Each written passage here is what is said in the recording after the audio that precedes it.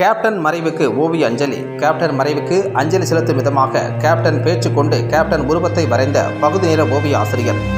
கள்ளக்குறிச்சி மாவட்டம் திருக்கோவிலூர் அடுத்த சிவனார்த்தாங்கல் கிராமத்தில் உள்ள ஊராட்சி ஒன்றிய நடுநிலைப் பள்ளியில் பகுதி நேர ஓவிய ஆசிரியராக பணிபுரியும் மணலூர்பேட்டையைச் சேர்ந்த செல்வம் அவர்கள் விஜயகாந்த் மறைவுக்கு அஞ்சலி செலுத்தும் விதமாக கேப்டன் பேசிய "எனக்குன்னு ஒரு இடம், எனக்கு ஒருவேளை சோறு போட மாட்டீங்களா, என்னையா காசு காசு" பேச்சியை வைத்து கேப்டன் பேச்சாலேயே விஜயகாந்த் உருவத்தை ஓவிய ஆசிரியர் செல்வம் வரைந்தார்.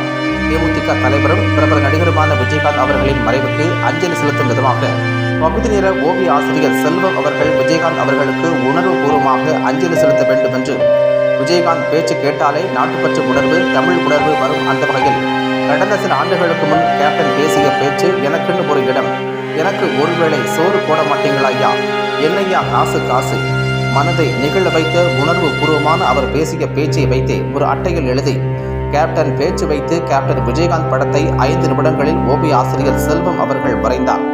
இந்த ஓவியத்தை பார்த்த பொதுமக்கள் கனத்த இதயத்துடன் விஜயகாந்த் அவர்கள் சிறந்த மனிதர், நல்ல தலைவர் என்று ஓவிய ஆசிரியர் செல்வம் அவர்களிடம் கூறினர்.